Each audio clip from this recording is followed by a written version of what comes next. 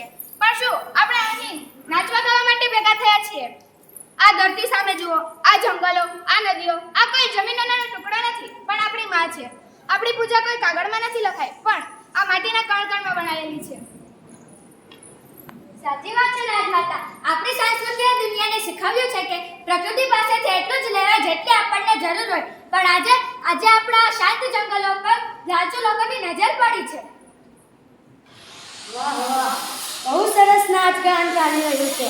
અને રાજમાતા, હવે નાચગાન કરવાનું બંધ કરો અને સામાન બાંધવાનું શરૂ કરો. એ સાહેબ, કોણ છે તું અને કોને સામાન બાંધવાનું કહે છે? આ ગામ અમારા બાપ દાદાઓનું છે. તમારા બાપ દાદાઓનું હશે ભૂતકાળમાં. વર્તમાનમાં આ જમીન સરકાર અને અદાણી વેદાંત ગ્રુપના નવા પ્રોજેક્ટ માટે ફરવાય છે. જુઓ આ કાગળ, અહીં મોટા માઇનિંગ પ્લાન્ટ ને મોટા રસ્તા બનશે. કાગળ? કયું કાગળ શર્માજી? શું આ કાગળ પર અમારી ગ્રામ સભાની મંજૂરી છે? બંધારણની 5મી અનુસૂચિનો ખ્યાલ છે કે નહીં તમને? આદિવાસીઓની પરવાનગી વગર તમે અહીં પગ પણ નહીં મૂકી શકો. હે યુવાન, મને બંધારણ ન શીખાવ. દેશને સિમેન્ટ, કોલસો અને મિનરલ્સની જરૂર છે.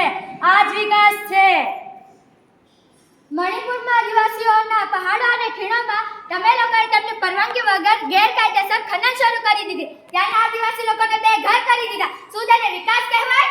મણિપુરમાં જે કરે એ નહીં કરવા દઈએ. મારા માટી પર ગુંડુલો ચડાવશે એ પહેલા મારા છાતી પરથી પસાર થઈને જવું પડશે. અમારી જમીન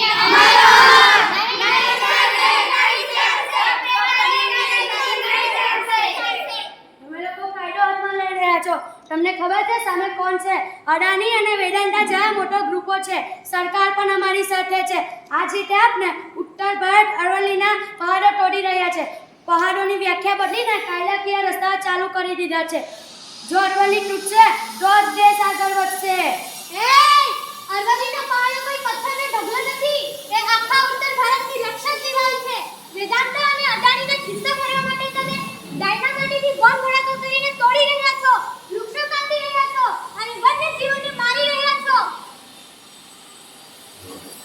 સાંભળ શર્મા, તારા શેઠિયાઓને જઈને કહે છે જે પહાડોએ આપણને સદીઓથી વાવાઝોડાથી બચાવ્યા, જે જંગલોએ આપણને ઓક્સિજન અને પાણી આપ્યા, તેનો વેપાર કરવા નીકળ્યો છે.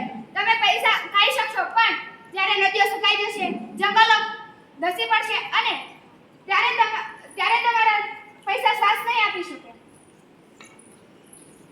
મણિપુરમાં આદિવાસીઓને મંજૂરી વગર બાંધકામો કર્યા, અરવલ્લીની છાતી વીંધી નાખી, પણ આ ગુજરાતના આદિવાસી કર્યા છે. અહીંની એક પહેલા ચિપકો આંદોલન બનવા તૈયાર છે. તમે લોકો પોલીસ વાળાની ધમકી આપો છો. હું સરકારને રિપોર્ટ કરીશ. તમને બધાને જેલમાં પૂરી દેવામાં આવશે. જેલમાં પૂરી દેશે એટલે સમય બતાવશે શર્માજી. પર્યાવરણના કાયદા તોડીને આદિવાસીઓનો હક છીનવીને ગેરકાયદેસર ખનન કરનારા તસ્કરો જેલમાં જશે. અમે અમારો હક ભીખમાં નથી માંગતા, બંધારણે આપ્યો છે.